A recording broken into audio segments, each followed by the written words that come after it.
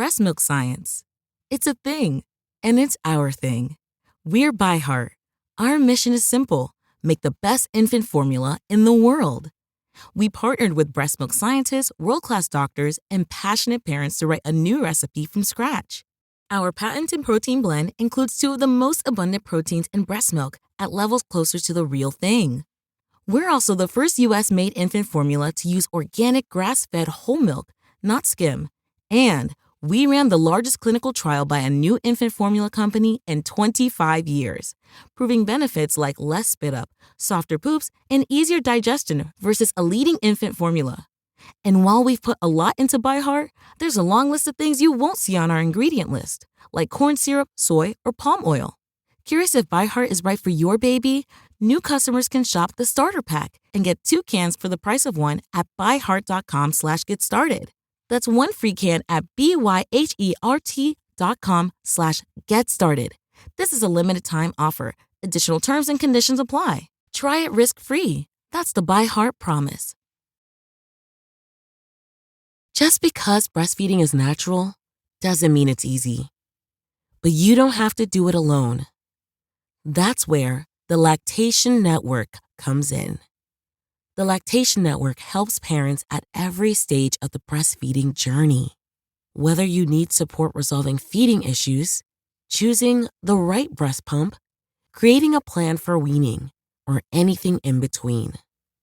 The Lactation Network is the largest network of licensed breastfeeding experts in the country. They provide in-home, in-office, and telehealth consultations in all 50 states with no out-of-pocket cost. Get the breastfeeding care you deserve with the Lactation Network. Visit tln.care/podcast to schedule your own insurance-covered lactation consultation today. Welcome to The Twisted Mirror. As I may have mentioned before, the original Twilight Zone influenced me greatly as a writer and storyteller.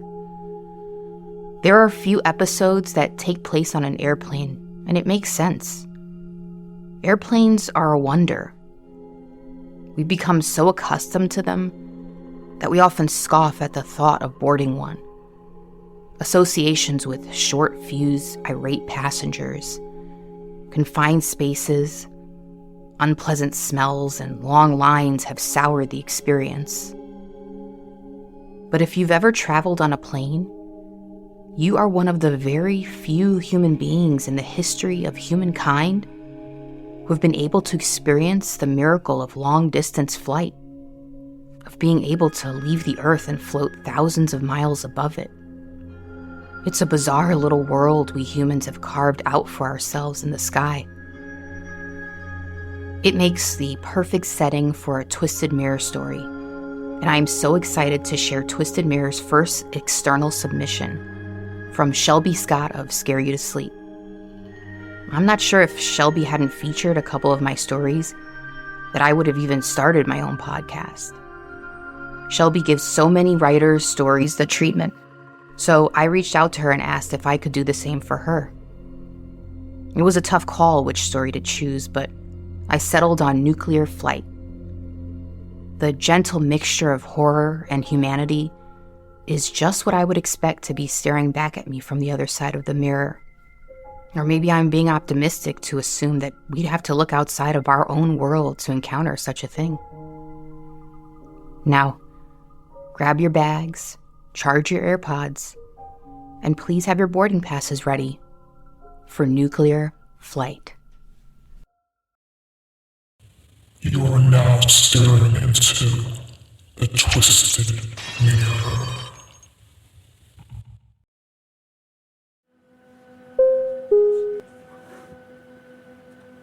Have you ever left planet Earth?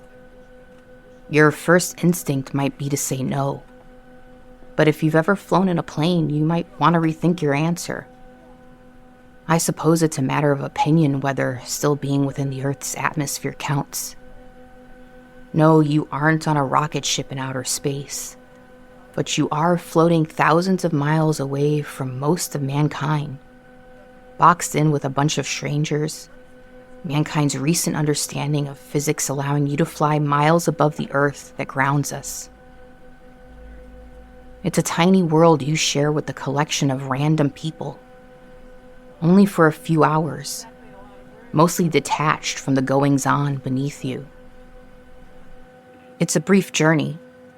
Eventually you return, touch your feet to the ground, and resume life just as it was when you took off. But what if something happened while you were up in the air? What if, while you floated blissfully unaware in the clouds, your planet and the people on it, your figurative and literal world, were irrevocably changed? What if after you left, nothing would ever be the same again?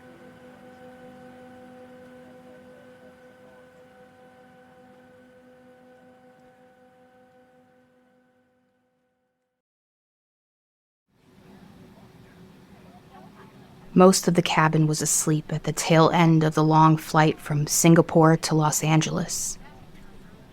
The lights were still lowered as they had a few hours left until they reached their destination. The gentle sound of businessmen wired on bad airplane coffee, tapping away at the keyboards of their laptops, joined by the occasional snoring of a sunburned tourist, rang throughout the cabin. A low murmur came from a mother reading a story to a child. Altogether, it had been an uneventful flight. No panic attacks, no vomit. Even the smell of 236 passengers wasn't so bad. Inside the cockpit, the pilot and co-pilot operated the plane quietly. "You got this, Kath? I'm gonna hit the head," says Dan, the co-pilot, as he takes off his headset. "Don't fall in," joked the head pilot, Kathy. As Dan entered the small restroom, a tired-looking flight attendant walks into the cockpit. "Hey, Mama, how you holding up?" he says to Kathy, a tinge of sympathy in his voice. "I'm good, hun," Kathy sighs. "By the time we get back, Ted will have moved all his shit out. I hope the mistress appreciates his international beer can collection. Don't worry, honey. You can do much better than his tacky ass. Bad Tam Betty can have him." Kathy laughs. Tears form in her eyes despite herself, and she quickly blinks them away. "Easy for you to say. How's it feel to know you'll legally be off the market in a few days?" It's Sherrod's turn to sigh. "I feel like if my florist hasn't come through with those orchids, then I'm going to set her whole shop on fire." "Aw, I've never seen you so nervous before." "The flowers are going to be beautiful. Just remember to enjoy yourself. My wedding went by so fast it was all a blur. Not that it matters now."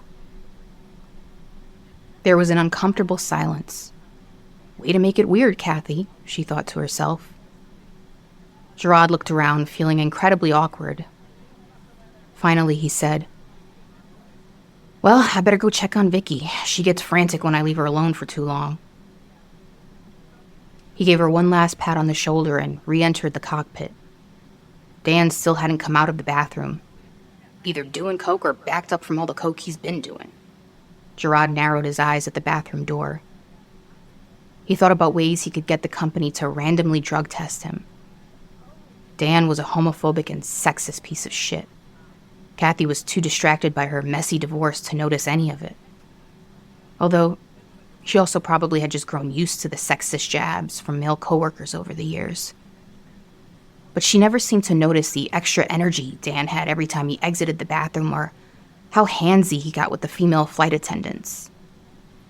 Vicky really did get frantic if left alone for longer than a few minutes.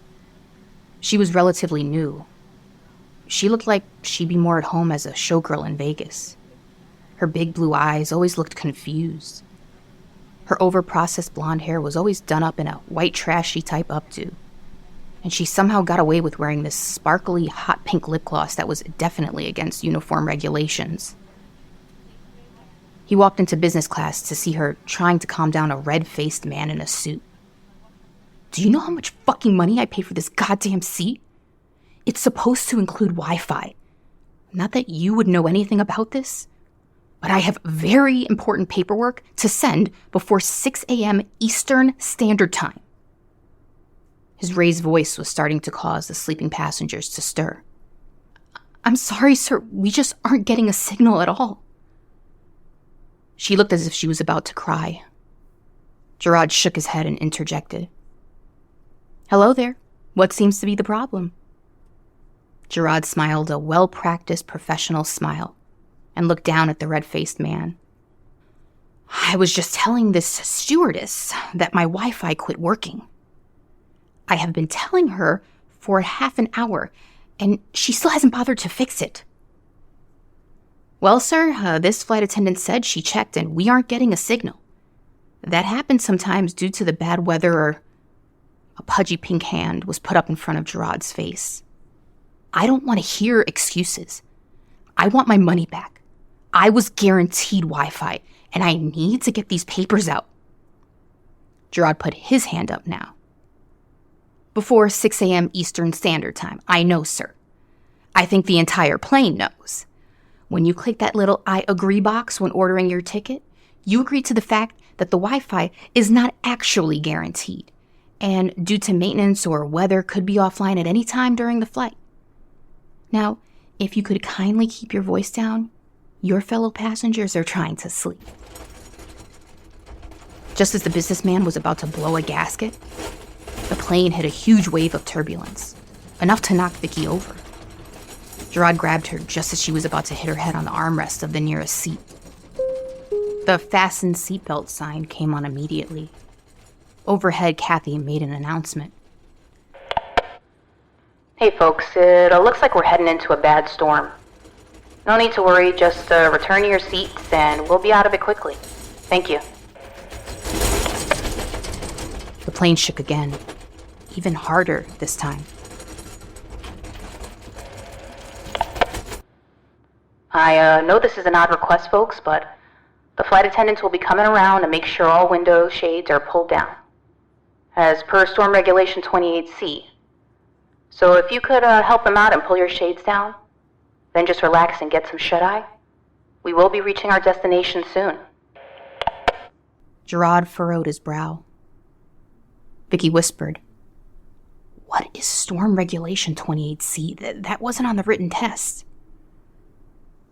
Make sure all shades get closed and then go put on your safety harness.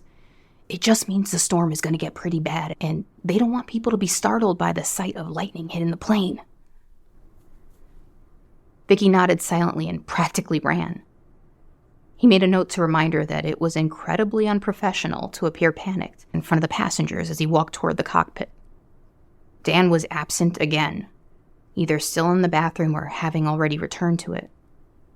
Kathy was staring straight ahead, sitting eerily still. Kath, I just came to see what was... He touched her shoulder as always, but was stopped mid-sentence when Kathy spun to look at him. Her frizzy red hair was plastered to her freckled cheeks with sweat. Gerard, you scared me. Her eyes not quite focusing on his face. Kathy, what the fuck is going on? You and I know damn well there is no such thing as Storm Regulation 28C. Why are you waking all these people up to close their shades? She chewed her lip in an attempt to stop it from quivering. Tears welled up in her eyes. She began to shake all over. Finally, she breathed out. It's over. What's over? Kathy, what's over? Whatever it is, we can fix this. Let's just get Dan back in here and maybe you can lay down for a minute. Gerard's mind had immediately gone to the idea of Kathy's bitter divorce. Please do not crash this whole plane full of people just because your marriage is over. Dan isn't coming back. It's all over, Gerard. You said that already, Catherine. What the fuck is over? Why isn't Dan coming back? Gerard was getting angry now. He always got angry when he was scared. we received a major alert. DC and New York are gone. Gone? Destroyed by nuclear bombs, like in some movie? The alert didn't stop there. There were more incoming. Reports are that the entire country is about to be hit. That can't be true. Look, Gerard. Kathy pointed out the front window. Gerard hadn't been paying attention to anything but Kathy, and had assumed the flashes of light that were coming in were lightning from the storm. He saw explosions happening everywhere across the ground. From so far up, they looked like fireflies. Then pale puffs of smoke drifted up towards the sky. It's a miracle we're still even in the air, that we haven't been hit. What about Los Angeles? Can we still land? Can we land anywhere? We aren't over the prairies anymore. Even if we were, look at that. They're not just targeting cities, it's everywhere. But what did they say? What did Control say? After the initial alerts, everything went dead. I can't get anyone on the ground or in the air. No one. Not a soul. We may be the only ones left. It was Gerard's turn to start swearing. He felt sick. He thought of Paul, his fiancée, and his mother, all his siblings, aunts, uncles, cousins. Were they gone? They couldn't just be gone. The bright flashes of light were almost steady now. There were so many. We don't have enough fuel to make it to Hawaii. Even if we did, I don't want to risk flying over the US any longer than we have to. I think we can turn towards Canada and just go as far as we can before we need to land. Just then, they heard a loud bang and something heavy hit the door of the cockpit bathroom. Kathy and Gerard locked eyes, blood draining out of both of their faces. Dan, Kathy barely got out. Was that? Gerard could barely breathe. Was that a gunshot? Kathy nodded her head slowly, unable to control the quivering of her lip now. She started to sob. Gerard finally took a deep breath and composed himself. Turn to Canada. If that's our only hope, then do it. Maybe we can pick up some Mountie signal or something. I'm gonna go check on the passengers.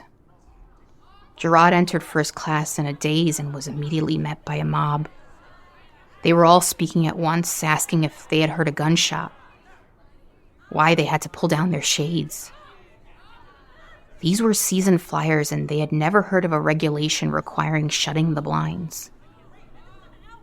It became a blur of angry and frightened voices, like bees buzzing around a hive. He looked to his left to see an old woman pulling up her shade. In the deep blackness of the window, he suddenly saw a pinprick of light, and the entire plane shook once again. The anxiety made his stomach lurch. His mother once said everyone holds their nerves in different places. Some people get headaches. Some people grind their teeth. Some bite their fingernails. He got stomach aches. She said that as she wiped the dried vomit off his little face and helped him out of his soiled shirt after he saw a scary movie at a sleepover when he was 8. She had smiled warmly at him and told him it was okay, that everyone got scared every once in a while, and that she would always be there to help make him brave again. As the memory passed, he looked up to see the faces of the passengers, shocked, some disgusted and holding their hands over their mouths and noses. He looked down to see he had thrown up all down the front of his uniform. He suddenly made a beeline to the back of the plane to find Vicky. He had to tell her what was happening. She deserved to know. They all deserved to know, but the thought of an entire plane of panicked people was too much to risk. Vicky was also surrounded by a mob of passengers. She was crying and telling them that it was just the weather. It's not just the fucking weather. Have you looked outside? Tell us what the fuck is going on. A man wearing a Hawaiian shirt screamed. She caught sight of Gerard. Gerard, please tell these people what's going on. I keep telling them it's just the weather, but they keep yelling at me about the lights outside. I told them it's just lightning. We aren't fucking stupid. I know what lightning looks like. That isn't lightning, the same man exclaimed. The rest of the passengers nodded along. Apparently, they had taken an unspoken vote, and he was elected as their leader. Gerard looked the man in the face. He wasn't being rude. He was scared, and rightfully so. The woman who had been reading to her small child now held him in her lap. She quietly sang to him while looking up at Gerard with frightened and questioning eyes. Gerard then stripped off the vomit-soaked button-up and stood there in his undershirt. Something felt very ceremonial about undoing each button, while a group of passengers stood silently watching him. He draped the shirt, along with his name tag, across one of the seats. He was now one of them, not some corporate drone just trying to get through the day and keep his job by pacifying grown adults with lies about the weather. There is no storm, he began. You're goddamn right there's no fucking storm. The leader had started back in. Man, I'm trying to tell you what's going on. Please just shut your ass up for 1 second. There was a collective gasp among the passengers. The leader began to stutter out a retort, but then fell silent and nodded for Gerard to continue. There is no storm. The U.S. is being attacked with nuclear weapons. Oh my God. Before they could all shout over him, he raised his voice. We don't know by who, and we don't know why. I can think of a few reasons, and I'm sure you all can too, but I don't have any answers. All I know is that we have lost communication with anyone on the ground or in the sky. Our pilot has turned our path towards Canada. So it's safe in Canada? A young woman from the back asked. Frightened eyes turned hopeful for a whisper of a moment. I don't know. We don't know. We just know that Los Angeles is probably either too dangerous to attempt to land in, if it's even still there.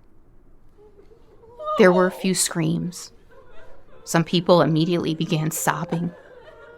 Some pulled out cell phones attempting to call loved ones who no longer existed. Some of them ran to first class. Vicky kept crying. Gerard just stood there, watching as one man attempted to open the emergency door. Before he could even think to react, other passengers had restrained the man, knocking him unconscious. Some passengers simply returned to their seats and stared, or held on to one another. A group of people had formed a prayer circle. They all seemed to be of different faiths. Hey, maybe if they all prayed to different gods, one of them would actually answer and guide them out of this nightmare. He felt a tug on his undershirt and looked down. The woman with the young child looked up at him.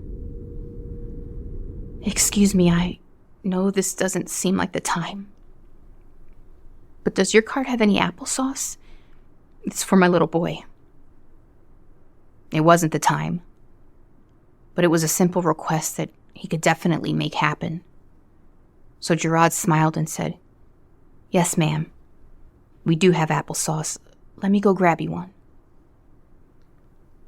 When he brought it back, he saw she had produced an amber-colored prescription bottle.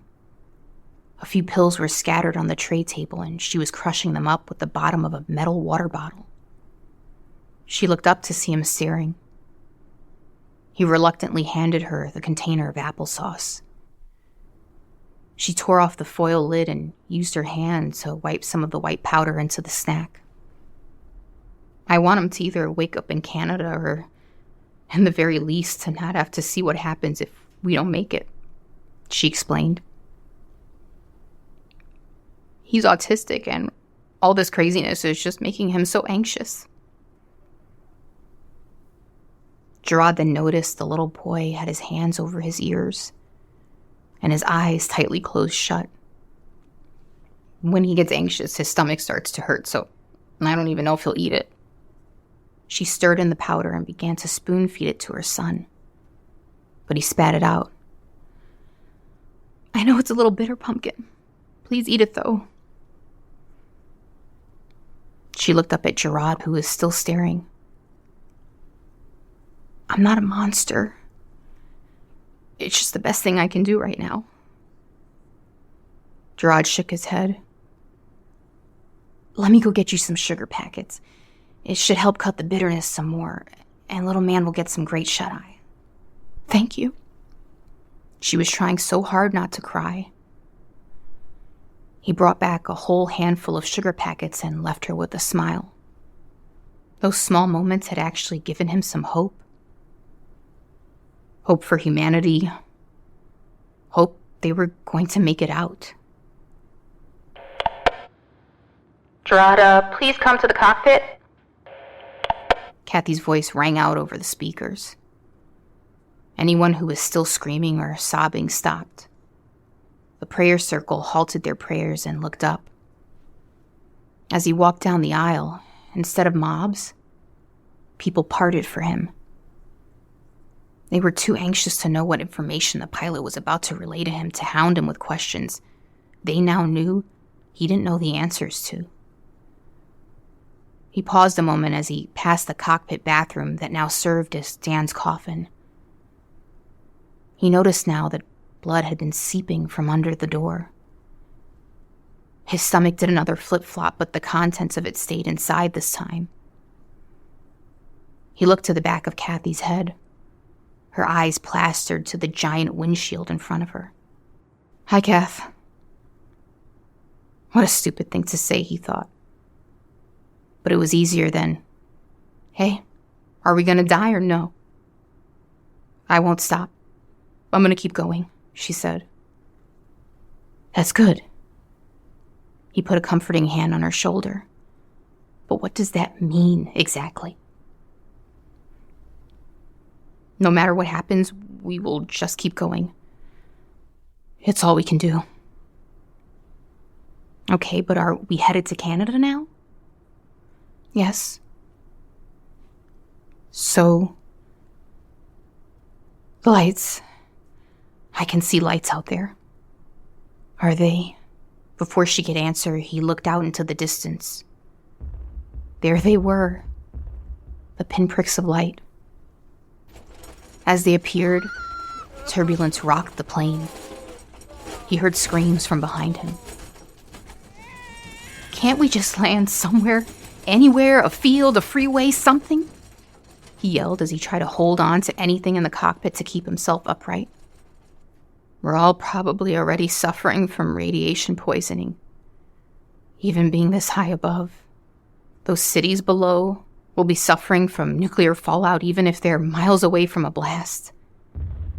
I've been watching the winds carry the smoke across the entire countryside. We have to find somewhere far enough away from one of these things, which will probably be somewhere in the Canadian wilderness, which will be its own set of issues, but it's hope. What if we don't find anywhere like that? Gerard asked reluctantly.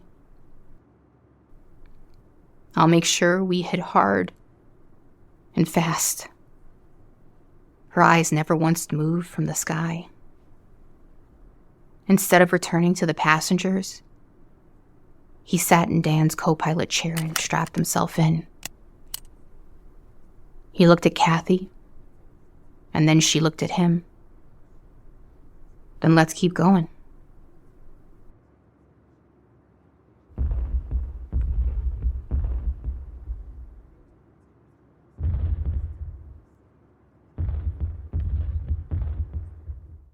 Today, we discuss Miro.